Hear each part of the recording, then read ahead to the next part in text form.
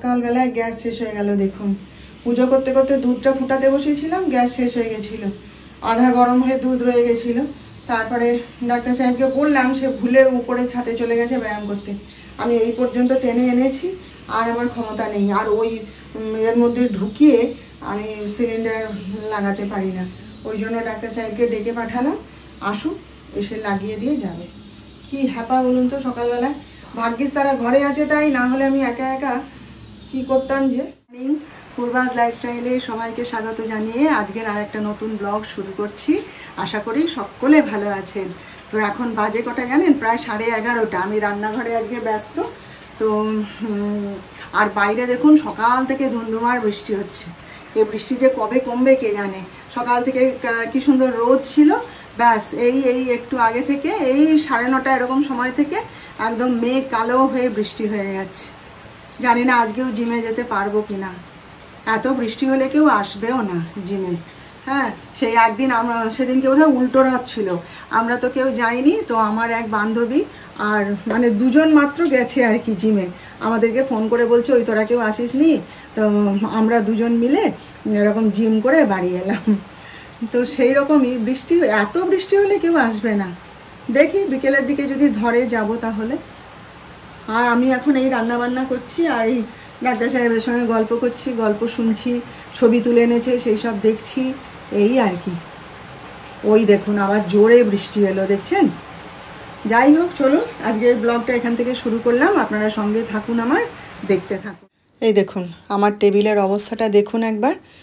ওই যে ডাক্তার সাহেব বেড়াতে গেছিলেন না, সেখানে তো নিজেরা সব রান্না করে ওরা খেয়েছে বন্ধুরা মিলে, তাই সব নিয়ে এসছে। আবার দেখুন একটা ডিম বেঁচেছে, সেটাকেও নিয়ে এসছে। দেখুন, দেখছেন আমার গোটা টেবিল ভর্তি করে দিয়েছে। দেখুন ও যখনই বেড়াতে যায় ওই অত জিনিস তো আর লাগে না, যেসব নিয়ে যায় সেইগুলোকে নিয়ে এসে এই যে জমা করে টেবিলের উপর। এবার এগুলো আমাকে সব গুছিয়ে গুছিয়ে তুলতে হবে। দেখছেন চালটা ঢেলে নিয়েছি, আবার দেখুন শালপাতা বেঁচেছে, সেটাও নিয়ে এসছে। এই যে চানাচুর, তারপরে বাদাম ভাজা, দেখুন সব নিয়ে এসে যেখানে পেরেছে সেইখানে রেখে দিয়েছে। গোটা টেবিল আমার ভর্তি। খালি জিজ্ঞেস করছে কখন তুলবে এগুলো, কখন তুলবে এগুলো। আমি তুলে দেবো? ও তুললে কী করে হবে বলুন? আমি তো আমার গুছিয়ে গুছিয়ে তুলবো সব। এই দেখুন পাঁপড়, সেটাও নিয়ে এসছে। যে ব্যাপারে এই যে প্লাস্টিক গ্লাস নিয়ে যাওয়া হয়েছিল, কফি খাওয়া হয়েছে। আবার প্যাকেট নিয়ে গেছে দেখুন ঠোঙা, এগুলোতে আবার জল খাবার খাওয়া হয়েছে, মুড়ি খাওয়া হয়েছে। আজকে ডাক্তার সাহেব ঘরেই আছে, সকাল থেকে আজকে আর বেরোয়নি। প্রথমত হচ্ছে বৃষ্টি পড়ছে। হ্যাঁ, বলছিল কালকে পাঁশকুড়ার কাছে বলে এত বৃষ্টি যে আমরা গাড়ি নিয়ে দাঁড়িয়ে গেছি, ভয়ঙ্কর বৃষ্টি হচ্ছে। মানে হ্যাঁ, আমাদের এখানেও কদিন ধরে বৃষ্টি হচ্ছে, বেরোতে পারছি না বাড়ির বাইরে।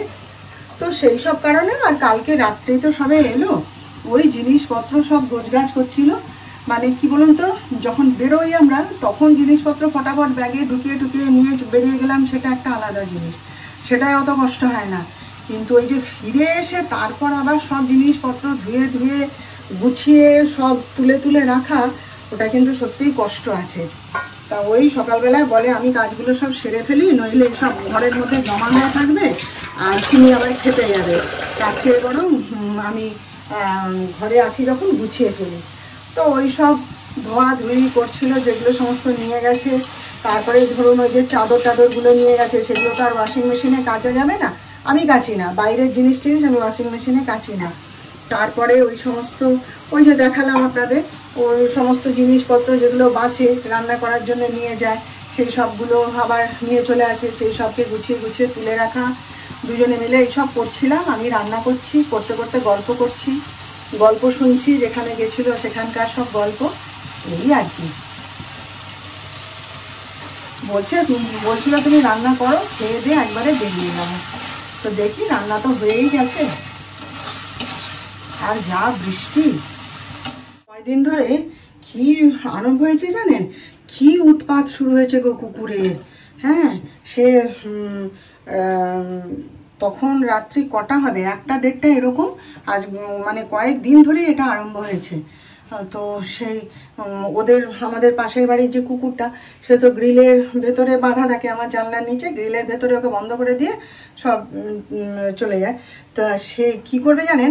ঠিক এই 1টা-1:30 এরকম সময়, মানে এই পাড়ার যত কুকুর আছে, গদা গদা এই মোটা মোটা চেহারা যত কুকুর আছে, আমরা কালকে না কবে গুনেছি জানেন তো, গুনে গুনে 8খানা কুকুর, হ্যাঁ, এসে দল বেঁধে ওর সঙ্গে ঝগড়া করবে। ও আমি দেখছি ওই কুকুরটার উপরে না, এই আমাদের পাড়ার যত কুকুরগুলো আছে মানে ওদের একটা বিজাতীয় রাগ আছে, কেন কি জানি বাবা। সে এসে ওর সঙ্গে মানে ঝগড়া করতে শুরু করে দেবে চিৎকার করে। এবার চিন্তা করুন 8খানা কুকুর যদি একসাথে সমস্বরে চিৎকার করে আপনার জানলার নিচে, হ্যাঁ, তাহলে চিন্তা করুন অবস্থাটা কি হবে। সঙ্গে তো ও তো রয়েইছে। সে লাস্টে মানে পাপু আমার ছেলে একদিন লাঠি নিয়ে গিয়ে গ্রিলের ভেতর দিয়ে তাড়িয়ে দিল জানেন। ওমা কিছুক্ষণ বাদে আবার ঘুরে এসছে। আবার আমি দাঁড়িয়ে দাঁড়িয়ে দেখছি দুটো কুকুর আবার আমাদের গেটের কাছে চলে এলো, এসে মুখে মুখ লাগিয়ে কি আলোচনা করলো বুঝলেন তো, করে একটা বার তীর বেগে ঢুকে গেল ওদের ঘরে, গিয়ে তার সঙ্গে কি ঝগড়া করছে।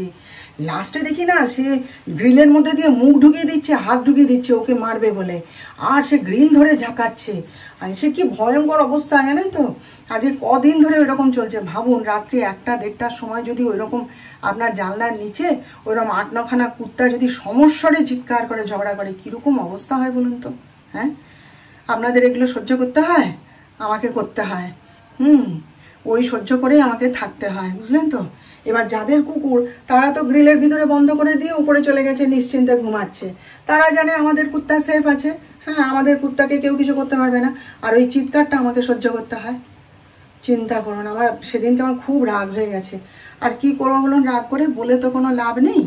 তো আমি দেখছি ইদানিং না এই আমাদের পাড়াতে আর আমাদের বাড়ির এই উঠোনটায় কুকুরের মানে অত্যাচারটা খুব আরম্ভ হয়েছে। এক্ষুনি ওই সকালবেলায় তাই ডাক্তার সাহেবকে উঠে বলছিলাম, কালকে যখন শুয়েছে ওই রকম চিৎকার হচ্ছে। বলে এ কি? আমি বলি হ্যাঁ কদিন ধরেই চলছে এরকম। বলে তোমরা কিছু বলোনি? আমি কাকে বলবো কি বলবো। তাই সকাল থেকে যতবার এখানে কুত্তাগুলো আসছে, সকাল থেকে দেখছি এখানে উৎপাত করছে জানেন। সারা সকাল আমাদের উঠোনে উৎপাত করবে, আর রাত্রেবেলায় ওর কাছে গিয়ে চিৎকার করবে। হ্যাঁ, এবার ও দেখলে, তাদেরকে দেখলে পরে ও চিৎকার করতে থাকে। সেই জন্য মাথা খারাপের অবস্থা করে দিচ্ছে আমার। তাই এক্ষুনি ওই সকাল থেকে যত কুকুর এখানে আসছে, ডাক্তার সাহেব লাঠি নিয়ে নিয়ে তাদেরকে তাড়াচ্ছে। এই বৃষ্টি তার মধ্যেও রেহাই নেই, বাগান টাগান নোংরা করে দিচ্ছে। হ্যাঁ, আমার তুলসীর থানটায় দেখুন মানে সেই করে পেচ্ছা করে দিল, কি অবস্থা করছে জানেন। এত অত্যাচার আরম্ভ হয়েছে কুকুরের। বলে কি আমি দাঁড়াও কলকাতায় যাবো, 3-4টে গুলতি নিয়ে আসবো, এছাড়া এদের হাত থেকে বাঁচার কোনো উপায় নেই। এত অত্যাচার শুরু করেছে। রান্না তো হয়েই গেছে। তো এগুলো কি বলুন তো, কি এগুলো? এগুলো হচ্ছে পাঁপড়, বুঝলেন। কি জানি কি পাঁপড়, মনে হয় আলুর পাঁপড় জানেন। কেন রুটির মতো বেলেছে দেখুন। ডাক্তার সাহেব নিয়ে এসছেন, বলছেন এগুলো ভাজো। এই যে কতটুকু সাইজ দেখুন, এই যে দেখি, এগুলো মনে হচ্ছে আলুর পাঁপড় জানেন। ওই ভাজলে পরে বড় হয়ে উঠবে। দেখি, এই যে কড়াইতে তেল গরম বসিয়েছি, একটা একটু ভেজে দেখি কেমন, বুঝতে পারছি না। দাঁড়ান আমিও দেখি, আপনারাও দেখুন কত বড় হয়। আমাদের কালুর দোকানেও পাওয়া যায়, কিন্তু এত ছোট না সেগুলো। ওই যে বললাম না, ওই এরকম সাইজই হবে সব। ওই যে দেখুন, এগুলো আলুর পাঁপড় মনে হয়। দেখে কেমন মনে হচ্ছে আটা দিয়ে বানানো, তাই না? পাঁপড়গুলো এগুলো আলুর পাঁপড়, বুঝলেন তো। আর এই হচ্ছে মাছের ঝোল, এখানে ডিম ভাজা, আর কি করেছি জানো, আচ্ছা এটা হচ্ছে অড়হর ডাল, আর এখানে পুঁই শাকের চচ্চড়ি, আর এটা হচ্ছে মুসুর ডাল ডাক্তার সাহেবের জন্য, সে তো খাবে না। আর এই যে লাউয়ের তরকারি, ছোলা দিয়ে আলু দিয়ে বানিয়ে দিয়েছি। আমাদের চান খাওয়া সব কমপ্লিট হয়ে গেছে। আজকে আমরা 3জনেই ঘরে রয়েছি, কেন কি বাইরে মুষলধারে বৃষ্টি হচ্ছে। ডাক্তার সাহেবও কাজে বেরোতে পারেনি, আর আমিও আজকে জিমে যেতে পারবো না, কারণ এই বৃষ্টির মধ্যে প্রথমত হচ্ছে রাস্তাঘাটে বেরোনো যাবে না, ওই জল কাদার মধ্যে দিয়ে ওই জিম করতে যাওয়ার আমার কোনো ইচ্ছা নেই ভাই। এত বৃষ্টির মধ্যে যাওয়ার কোনো ইচ্ছাই নেই। মুষলধারে বৃষ্টি হয়ে যাচ্ছে, মেঘ কালো হয়ে আছে চারিদিকে জানেন। তো আমরা 3জনেই আজকে ঘরেই আছি। ডাক্তার সাহেব বলছেন থাক বাবা, ঘরের বাচ্চা ঘরে থাকো, তো কোথাও যেতে হবে না, ঘরে থাকো আর করো, সাবধানে থাকো, তারপরে রোদ উঠুক তখন যাবে। তো ঠিক আছে না, অত তাড়াও নেই জিম করার, রোদ উঠুক, চারিদিক শুকনো হোক, তারপরে যাব। আর কি বৃষ্টি হলে কি হবে, কিরকম গরম দেখুন। এই যে আগুনের সামনে দাঁড়িয়ে দুধটা ফুটাচ্ছি, আমার চশমাটা দেখছেন শুধু বেঁপে যাচ্ছে। যাই হোক, আজকে অনেক দিন বাদে তিনজনে একসাথে ঘরে রয়েছি, জমিয়ে আড্ডা মারছি, একসাথে খাওয়া দাওয়া করলাম, এই একটা আনন্দ আর কি। জমিয়ে আড্ডা মারছি, গল্প করছি, হাসি মজা হুল্লোড় করছি, এটাও তো একটা বড় পাওয়া, তাই না? এটারও তো দরকার আছে জীবনে, নাকি বলুন? তো চলুন, যাওয়া যখন হবেই না, একটুখানি বিশ্রাম টিশ্রাম নিই। আর কণা আজকে আসবে কিনা জানি না, তবে না আসলেও অসুবিধা নেই, আমি করে নেবো। একটুখানি মটর ভিজিয়ে রাখি, রেখে এবেলার মতো কাজ শেষ। বাইরের অবস্থাটা এরকম আলো হয়ে রয়েছে চারিদিক, দেখুন এর মধ্যে কে বেরোবে বলুন তো? দেখুন রাস্তাঘাটের অবস্থা, বুঝছেন? কে বেরোবে এর মধ্যে? আর আমাদের অশ্বত্থ গাছ থেকে কত সরু সরু ঝুড়ি নেমেছে দেখুন, ওই দেখুন উপরেও আছে, বোঝা যাচ্ছে? ওই দেখুন অশ্বত্থ গাছের ঝুড়ি কত সরু সরু নেমেছে দেখুন, মুখো হয়ে চারিদিকে নেমেছে, ওদিকেও নেমেছে, ওই দেখুন, দেখছেন? এইটা তো আরও হয়েছিল, আমার ঘরের কাছে ছিল, তা টেনে টেনে ছেড়ে দিয়েছি, দেখুন কত দূর ওকে নেমে এসছে। ভালো লাগছে দেখতে, কিন্তু দেখুন কি অবস্থা চারিদিকে, মানে একদম ধুম ধাড়াক্কা বৃষ্টি হচ্ছে বাইরে। তো বেরোয়নি কোথাও আমরা তিনজনে, ডাক্তার সাহেব তো এই বেরোলেন, বলে না একটু নার্সিংহোম থেকে ঘুরে আসি, দাঁড়াও দেখে আসি। আর যিশু তো বেরিয়েছিল, সে ভিজে একদম চুপচুপে হয়ে বাড়ি ফিরেছে। তো আজকে বেরোলে একটু ভালো হতো, আমার দরকার ছিল অনেক কিছু। যাই হোক, তো সন্ধ্যাবেলায় কি করেছি, জলখাবারে কি খাবো, আর একটুখানি চিড়ে ভাজা করলাম, মানে ঘরে তেলে চিড়ে ভাজলাম, পাঁপড় ভাজলাম, দিয়ে চানাচুর দিয়ে মা বেটাই খেয়ে নিয়েছিলাম। এবার শুকনো শুকনো খাবার তো খেতে পারি না আমি, যিশু বেশ খেয়ে নেয়, ওর তেল লাগে না, পেঁয়াজ লাগে না, কিচ্ছু লাগে না, ও দিব্যি খেয়ে নেয়। তো তখন চাটা করে উঠতে পারিনি, কণা এসে গেছিল, সেই জন্য ওকে ছেড়ে দিয়েছিলাম। তো এই যে কণা বেরিয়ে যেতেই এই যে 1 কাপ লিকার চা করে নিলাম আর কি। এই চাটুকু না খাওয়া পর্যন্ত সন্ধ্যাতে এসে লিকার চাই খাই আর দুধ চাই খাই। সন্ধ্যার সময় 1 কাপ চা না পেলে বলুন কিরকম লাগে? তাও তো আমি মানে এত দেরি করে খাই। যাই হোক, আর এই যে এইটা যা গালাগালি খেলাম আজকে, মানে সকাল থেকে তো লিপ বাম লাগানো ছিল, ভিডিও করছি, এ করছি, ও করছি, বুঝতে পারিনি, এত যে গল্প করেছি বুঝতে পারিনি। দুপুরবেলা ভাত ঠাত খেয়ে উঠেছি যখন, দেখতে পেয়ে গেছে, বলে আমি খাবো না, আমি খাবো না, আমি খাওয়া দাওয়া ছেড়ে দেবো, আমি বাঙালিতে অর্ডার করে খাবার এনে খাবো। এইরকম অবস্থা করেছো, রান্না করতে গিয়ে মুখটু পুড়িয়ে ফেলছো, এ করে ফেলছো। যিশুকে বলছে তোর মায়ের কি হয়েছে বল দেখিনি? হ্যাঁ, এই লাস্টে বারে মুখটু পুড়িয়ে রেখে দেবে। সে কি চিৎকার গালাগালি জানেন তো। যত আমি বলি দেখ চুপ করো তো, ঠিক হয়ে গেছে, তত বলে কি চুপ করো, কি চুপ করবো আমি? বলে তুমি শেষমেশ মুখ টুক পুড়িয়ে এরকম ভাবে এ করে আমাকে রান্না করে দেবে, আর সেই রান্না আমি খাবো? সে কি চিৎকার জানেন। তারপর ঘুরে ঘুরে এসে বারবার দেখে এটা কতটা আছে কি আছে, আমাকে বলে কি লাল ওষুধ লাগাও।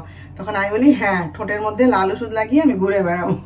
তখন বলে ঠিক আছে, তাহলে বোরোলিন লাগাচ্ছ লাগাও, কিন্তু সাবধানে কাজ করো, নইলে এবার থেকে তোমাকে আমি মুখের মধ্যে মুখোশ পরিয়ে দেবো, দিয়ে তারপর তুমি রান্না করবে, এছাড়া তোমাকে বাঁচানোর আর কোনো রাস্তা নেই। তো আজকে আমাদের রাতের খাবার হচ্ছে এই যে ঘুগনি, এই যে ঘুগনি আর রুটি। কিন্তু যিশু তো রুটি খেলো না, ও মুড়ি দিয়ে খেলো। আর এই যে কণা চলে যাওয়ার পর আমার গরম মশলা শেষ হয়ে গেছিলো, 1 চামচ মতো ছিল, একটুখানি এই ঘুগনির উপরে ছড়িয়ে দিয়েছিলাম। কিন্তু ব্যাপারটা হচ্ছে আমার মনেই ছিল না যে যিশু ঘুগনি দিয়ে রুটি দিয়ে খায় না, বলে আমার অ্যাসিড হয়ে যায়, ওই জন্য মুড়ি দিয়ে খেলো। তো রুটিটা বেশি করা হয়ে গেছে, যাই হোক কিছু করার নেই, কালকে সকালে জলখাবারে হয়ে যাবে। তো এই হচ্ছে আমাদের রাতের খাবার আজকে।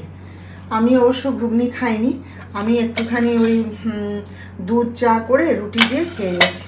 আমি ওই খেয়েই ভালো থাকি ভাই, আমি ওই জন্যই খাই, এসব কিছু তো আমার খাওয়ার উপায় নেই, তাই খাই না। আর নিজের জন্য রাত্রেবেলায় আর তরকারি বানাতেও ইচ্ছা করে না, আর কণার অত সময় থাকে না যে একবার ওটা একবার এটা করে দিয়ে যাবে। ওদের জন্য তরকারিটা করিয়ে নিই, ব্যাস আমার চিন্তা বসে আমি করে নিই।